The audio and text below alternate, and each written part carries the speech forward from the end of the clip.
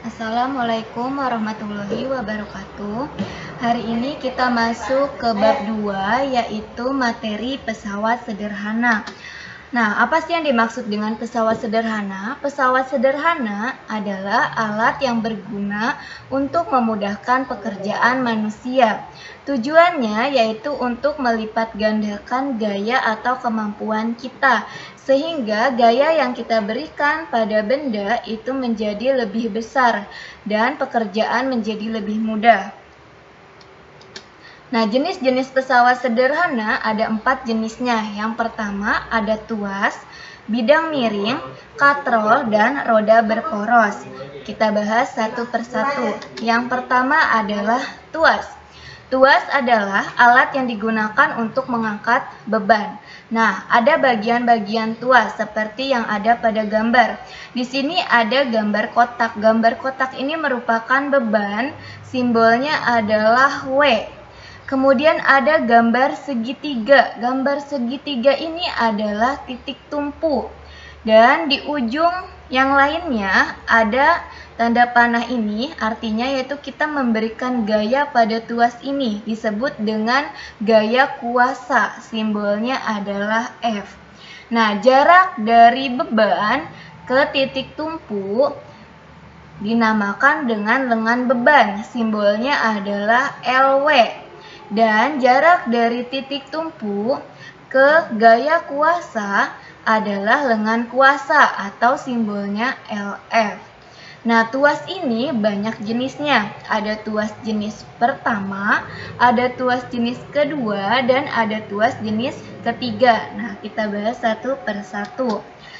Nah, tuas jenis pertama, titik tumpunya itu berada di tengah. Artinya titik tumpu berada di antara gaya kuasa dan beban.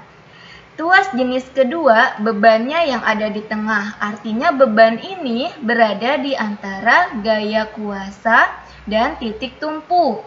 Tuas jenis ketiga, titik kuasanya yang berada di tengah.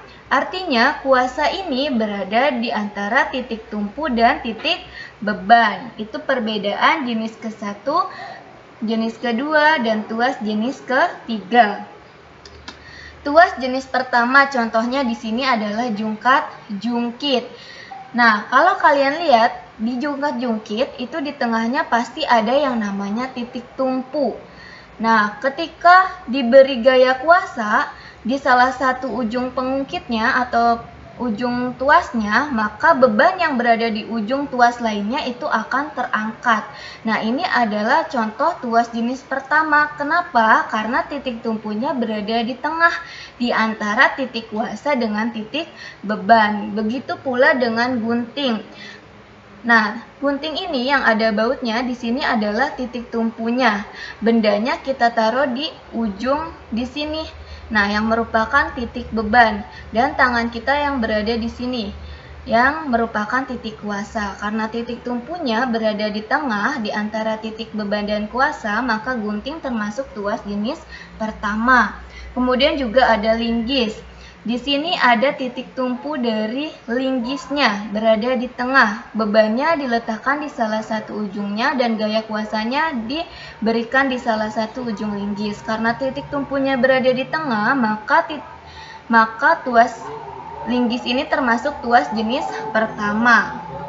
Kemudian tuas jenis kedua contohnya adalah gerobak dorong. Di sini ada beban yang diletakkan di gerobak dorong berupa batu yang berada di tengah.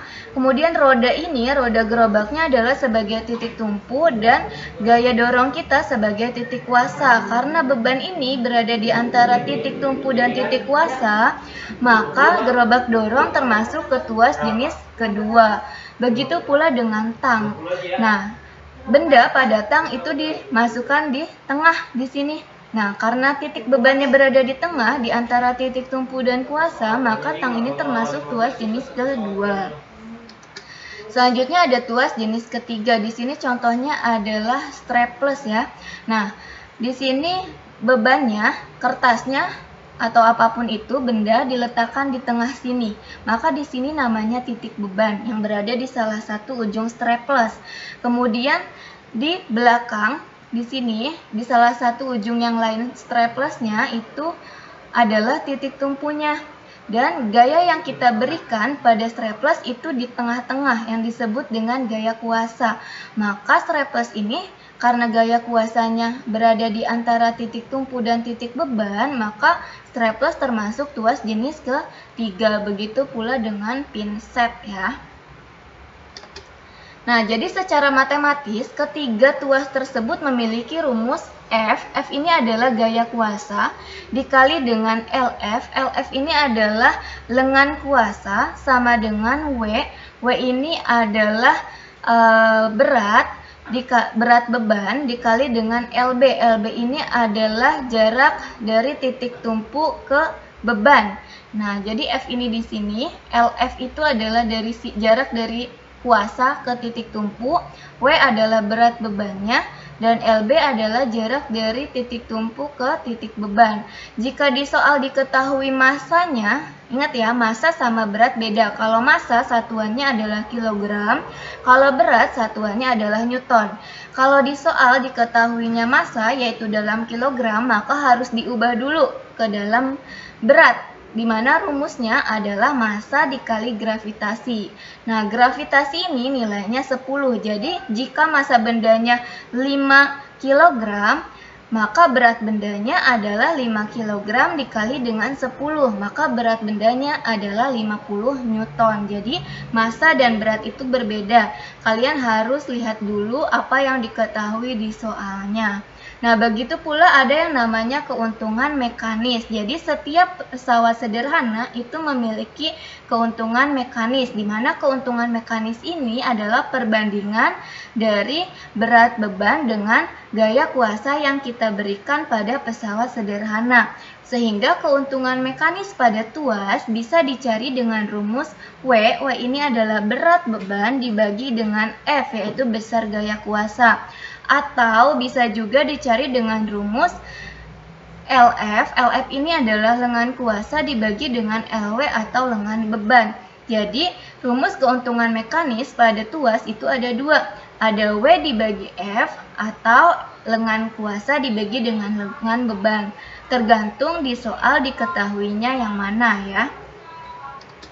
Nah, di sini ada contoh soal besi beratnya 160 Newton. Nah, karena satuannya udah Newton, maka ini adalah berat atau simbolnya W.